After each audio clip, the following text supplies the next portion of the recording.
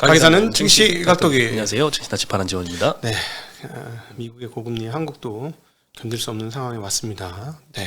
혹시나 했거든요. 저번에도 미국 시장 이렇게 빠질 때 우리는 안 빠지고 막 플러스 나고 막 이랬잖아요.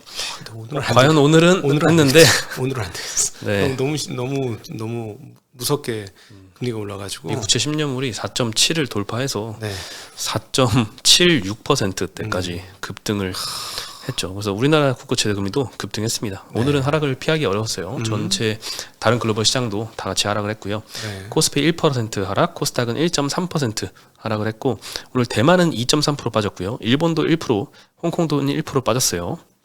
오늘 한국 국채 10년물 이거 맞아? 깜짝 놀랐네. 19bp나 올랐네. 네, 맞아요. 그래서 2.87% 한국 10년물이 와, 맞죠. 이 퍼센테이지로 이거 완전 금리 폭등, 가격 폭락이야. 와, 그러네요. 어제 금리가 좀 너무 낮기는 했는데 그래도 이거 좀 심하다. 하루에. 네.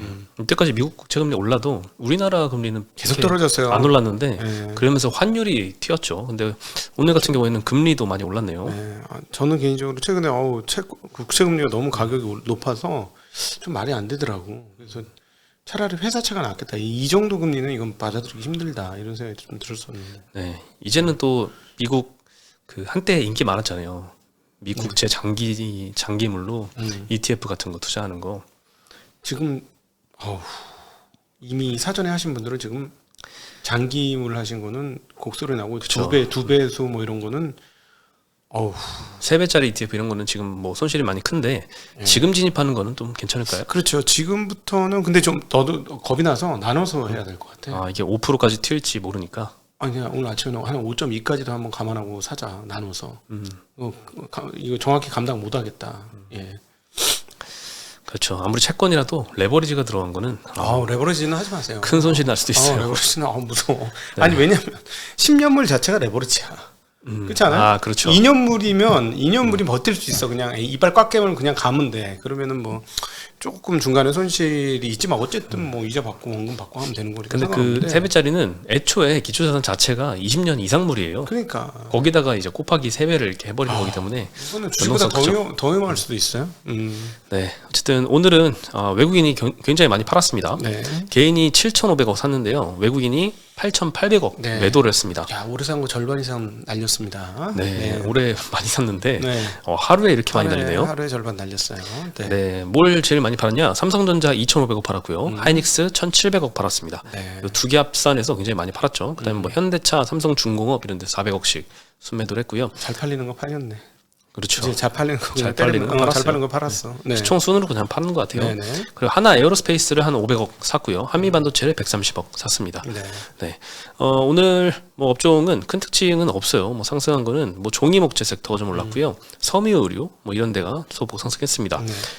그리고 반도체가 많이 하락해서 의료 정밀에서 KC텍이 6% 하락했고 전기전자에서 하이닉스가 4.5% 하락, 삼성전자 2.2% 하락했습니다. 뭐 이스페타시스, DB하이텍, LG 디스플레이 이런데 좀 하락을 했고 2차전 지주들 롯데에너지 머티리얼즈, 삼성 SDI 이런데도 2%대씩 하락을 했습니다. 네. 금속 섹터에서는 뭐 현대제철이 4%대 빠졌네요. 여기는 좀 너무 힘들어서 감산 결정한다라는 소식도 있었습니다. 네, 미국에 간다는데 감산하는데 미국을 가네. 골치 그렇죠. 아프네. 네. 미국 수요는 좋을 거로 예상을 하나 보죠.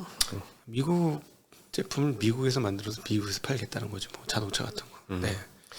네, 그리고 건설주도 오늘 좋지는 않았습니다. 뭐 GS건설은 4%대 하락을 했고요. 뭐 DLENC, 대우건설, 현대건설 이런 데 다 1, 2%대씩 하락을 했습니다.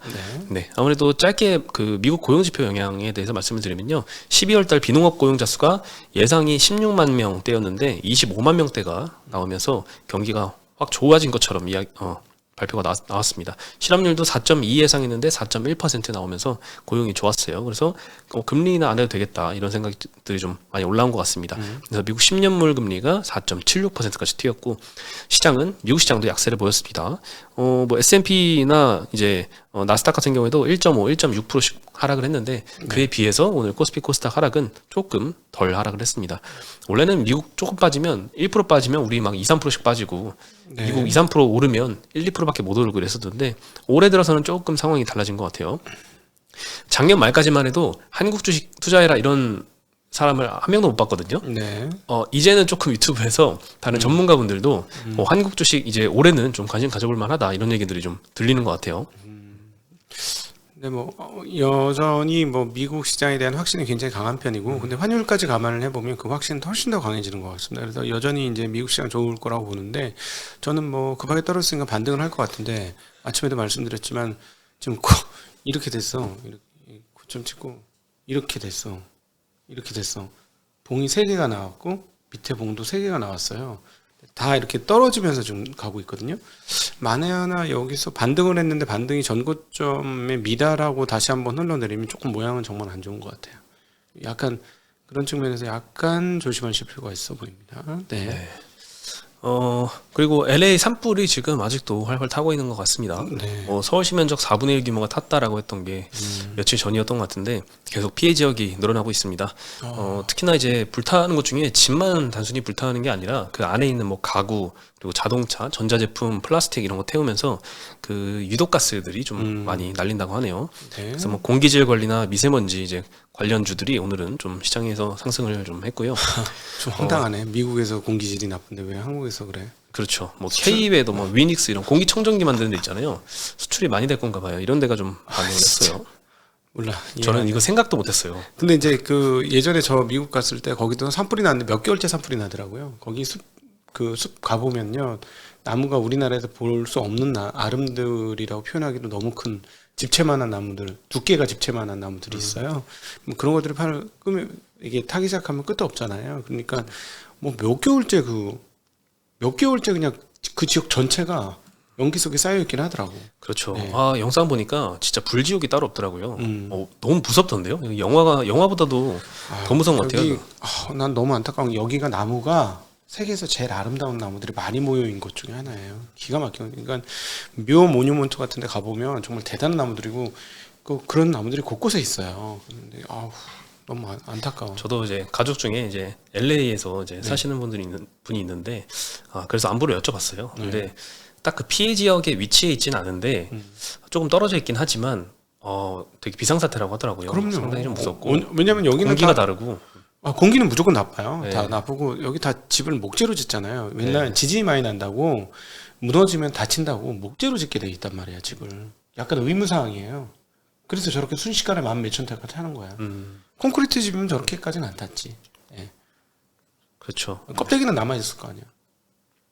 주변에 이제 플라스틱 같은 거 다 타고 끓으면 있더라도. 네. 네, 그런 거 보면은 뭐 미국도 전적이 그런 건 아니지만 우리나라는 참 이 자연재해로부터 어느 정도는 좀 안전한 나라인 게 아닌가라는 생각이 좀 들어요. 자연으로부터 떨어져 있어서 그런 거 아니야? 그런가요? 자연이 없잖아. 일본도 막 쓰나미 오고 동남아도 쓰나미 오고 네. 미국 막 허리케인 날라오고 난리 네네. 나잖아요. 우리나라도 뭐 근데 우리나라는 뭐 지진이 와도 잠깐 이렇게 흔들리는 정도 아닌가요? 5,000년 전에 이 땅에 자리 잡으신 당군 우리 후손들께서 뭐 이렇게 크게 볼 거는 없지만 그래도 안전한 곳이라 이렇게 생각하고 자리 잡은 게 아닌가 싶습니다. 비록 자연 광물 같은 것들은 전무하지만 석유도 안 나오고 볼 것도 별로 없어 사실. 아니, 정말 미안한 얘기지만 세계 곳곳 다녀보면 정말 대단한 볼거리들이 많잖아요. 우리 진짜 소박하지. 그랜드 캐년 같은 절경이 좀 그러니까 없긴 하죠. 우리는 진짜 소박하거든. 진짜 초가집 마냥 소박한 자연을 가지고 있는데 그래서 큰 일도 없는 것 같습니다. 네, 그래서 뭐 네. 안전 문제도 크게 대두되지 않는 것 같습니다. 네. 네, 어쨌든 LA 산불이 빨리 좀 해소가 돼야 할 텐데요. 빨리 지나가 근데 좀 쉽진 않다고 합니다. 바람 불면 속수문 책이죠. 우리도 옛날에 저기 무슨 저기 어디야 강원도 어디 오래된 절 하나 탔잖아요. 그때 바람 많이 불었거든. 속수무책에 바람 많이 불면 불 피울 때 이렇게 하면 꺼져가던 불도 막 일어나잖아. 예. 네, 그리고 이제 어느덧 이 소식만 보면은 시간이 굉장히 빨리 흐르는구나라는 생각이 드는데 MSCI 리밸런싱이 또 2월 달이라서 또 대두되고 있습니다. 네. NH증권에서 예상을 했는데요. 2월 12일 날 2월 MSCI 리뷰가 발표가 되고요. 어떤 종목이 편출이 될지가 발표가 되고 네. 2월 28일 종가 기준으로 리밸런싱이 됩니다. 요즘엔 이게 점점 빨라져서 지금 이제 막 어떤 종목이 편출될까 예상들이 나오고 있잖아요. 네. 지금부터 영향이 시작돼서 2월 12일 날 발표 딱 나면 그때 이제 효과는 종료되는 이런 케이스가 많은데 일단 편입 후보로는 삼양식품, HD, 현대미포, LIG 넥스원을 뽑았습니다. 편출 후보로는 롯데케미칼, 금호석유, 포스코 DX, 에코프로머티, 그리고 SK 바이오사이언스 네, 화학과 2차 전지가 업황이 참 악화가 돼서 최근에 주가 빠진 게 그대로 반영이 되는 것 같고요. 네. SK 바이오사이언스도 백신 수요가 감소돼서 계속 영업 적자가 지속되고 있는 점도 가만히 된 것 같습니다. 네, 근데 최근에 MSCI가 리밸런싱이 두 종목 편입되면 두 종목 편출되고 이런 시기였는데 네. 작년에 한국 시장이 너무 약세가 지속되다 보니까 이 투자 비중 자체가 줄어서 편입 종목보다 편출 종목이 더 많은 현상이 지금 계속되고 있는 것 같습니다. 이번에도 아마 그럴 것 같은데 심지어는 편입이 하나도 안 되고 편출만 있을 수도 있어요. 네. 네, 그리고 편출이 예상보다 더 많아질 수도 있고요, 종목 수가. 네, 그래서 이게 빨리 해소가 돼야 될 텐데 일단 올해는 큰 흐름 그렇게 막 한국이 디커플링 되는 그런 흐름은 아니어서 이 작년을 마지막으로 그런 현상은 더 이상 있지 않길 바라고 있습니다. 네. 네. 그리고 하나투자증권에서 현대산업개발의 리포트가 나왔는데 요즘 그 광운대 역세권 개발이라고 해서 현대산업개발의 25년도 가장 큰 투자 포인트였거든요. 드디어 청약이 다 됐죠. 근데 정당 계약이 70% 정도가 나왔습니다. 네, 1856세대 중에 미분양은 이제 558세대. 그래서 요 세대에 대해서는 무순위 청약을 진행을 했고요. 무순위 청약에 10,000명 이상이 몰렸습니다. 네. 그래서 아마 뭐 계약이 대부분 다 되지 않을까 예상이 됩니다. 그러니까 청약 카드 없어도 통장 없어도 된다는 얘기죠? 무슨 청약이? 저 안 해봐가지고. 예, 무순위 청약은 아마 없어도 되는 것 같은데, 네, 어쨌든 이게 통장 있건 없걸 떠나서 네. 그 사실 이 동네가 그 쪽집게님 있는 사시는 동네 가깝잖아요. 아유 멀어. 기분 멀어요? 나빠요. 아 그런가요? 거기는 저기 어린대공원이고 여기 광운대라면서요. 예, 조금 더 위. 조금 더 위가 아니고요. 서울대공원, 어린대공원 사는 사람 입장에서는 광운대는 서울 끝이에요. 아 그렇군요. 네. 예. 거기가 왜 서울이야? 이렇게 할 수도 있어. 네. 근데 어쨌든 제가 물어봤는데 하지 말라고 하시더라고요. 그래가지고 안 했어요. 아니 뭐 쪽집게가 뭐 하루 이틀 뭐 툴툴거리면서 얘기한 게 아니잖아요. 약간 부정적인 얘기는 뭐 대체적으로 부정적이잖아. 네. 그래서 그쪽 분에 잘 아시니까 물어봤는데 하지 말라고 했는데 예상보다 무슨 청약에 10,000명이나 신청을 했더라고요. 네. 네. 그래서 어쨌든 인기가 생각보다 많이 있었던 것 같습니다. 물론 이 중에 청약을 얼마나 하느냐에 따라 또 결정이 그렇죠. 되겠죠. 마지막 또 계약은 또 틀린 거죠. 근데 이게 네. 가격이 비싸면 요즘 잘 안 하더라고. 네, 어쨌든 이 현대산업개발 본질로 돌아가서 분양률이 일단 70% 계약을 했잖아요. 네. 80%만 돼도 기존의 이익 예상치는 넘을 거라고 합니다. 그래서 이 70%라고 너무 이제 실망할 건 없다 이런 류의 리포트가 나왔습니다. 네네. 네. 그리고 3월 말에 1차 중도금 시기거든요. 이때까지 모두 판매하는 게 목표고 판매되면 다행인데 만약에 이때까지도 남는다면 이 미분양 물량은 향후에 인도 기준 매출로 인식을 한다고 합니다. 그러니까 28년 7월 입주니까 그때까지 팔리는 대로 네. 매출 인식을 할 것 같습니다. 그래서 결국에는 지금 무슨 청약이 다 팔리든 나중에 천천히 팔리든 어쨌든 천천히 이제 매출로 인식이 되면은 결국에는 뭐 조삼모사다. 그래서 예. 다 팔릴 거다라고 가정을 해서 일단 70%라는 숫자에 실망할 건 없다라고 의견을 제시를 하셨습니다. 네. 네, 추가로 4분기 영업이익은 컨센을 좀 하회할 걸로 예상이 됩니다. 컨센이 650억인데 528억 나옵니다. 네. 네, 생각보다 이제 100% 시작부터 계약이 다 안 됐기 때문에 실적은 조금 이연돼서 반영되지 않을까 이런 생각을 해봅니다. 그래서 단기 25, 26 시점만 보면은 예상치를 하회할 수도 있을 것 같습니다. 네. 네, 그리고 현대차가 엔비디아하고 협업 소식을 발표하면서 지난주 금요일 날 급등을 했잖아요. 많이 올랐죠. 오늘은 한 2.6% 좀 떨어졌습니다. 네, 일단 4분기 실적은 좋지 않을 걸로 지금 신한투자증권에서 리포트가 나왔는데요. 4분기 영업이익은 컨센서스가 3.7조인데 3.1조 나올 거다. 전년 대비도 11% 영업이익이 감소할 걸로 전망이 되고 있습니다. 평균 판매 단가는 7% 상승했다고 합니다. 현대차의 가격이 올라가는 거 추이 보면은 최근에 몇 년 동안 진짜 놀랍도록 자동차 가격이 많이 뛰고 있습니다. 아 그래요? 네. 엄청 올라가고 있죠. 막 1억짜리 차도 나오잖아요. 이제 현대차에서. 근데 차를 잘 만들긴 하더라.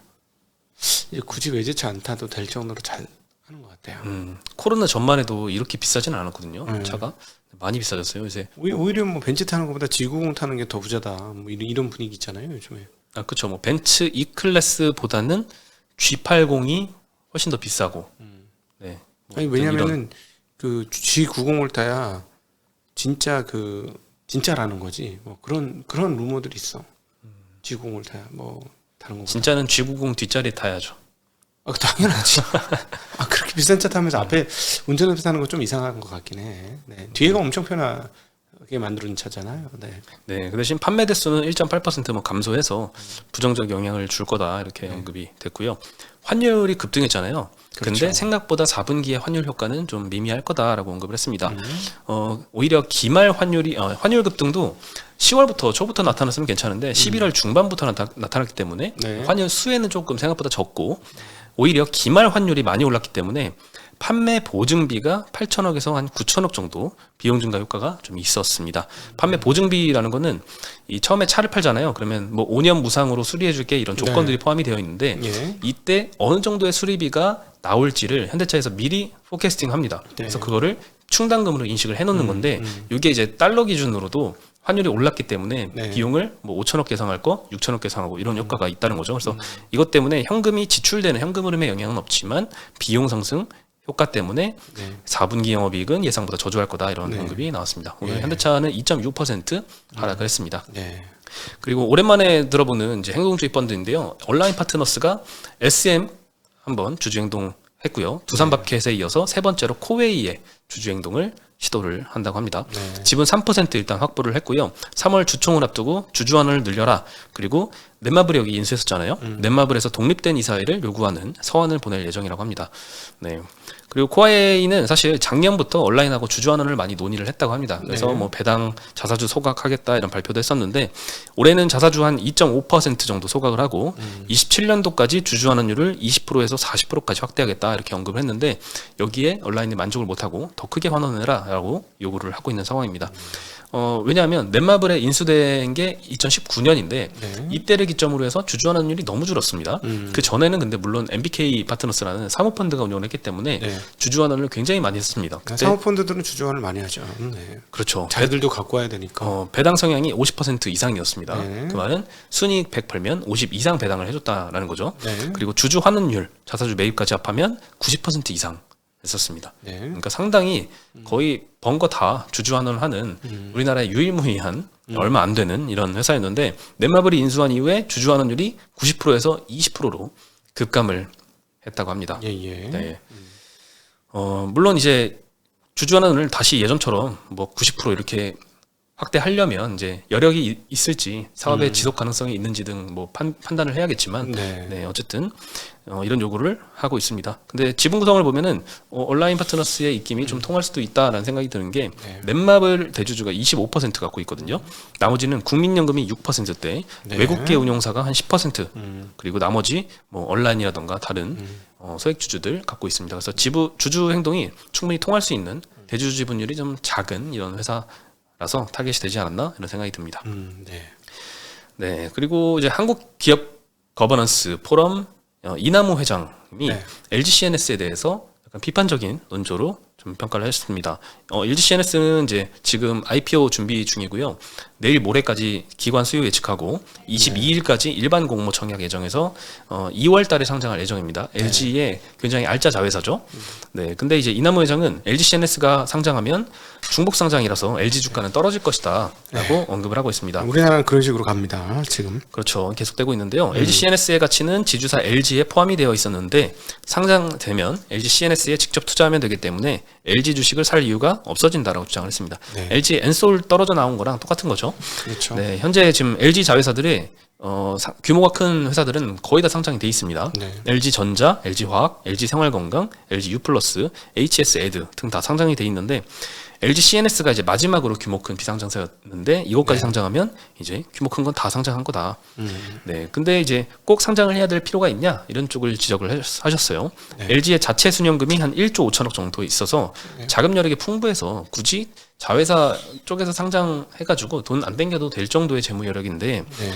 이대주주 이 프라이빗 에쿼티가 엑시트하는 거 도와주려는 목적 외에는 딱히 IPO를 해서 굳이 모 회사의 주가 디스카운트를 유발할 이유가 없다라고 네. 언급을 했습니다. 그 저기 가족들이 갖고 있는 비인가?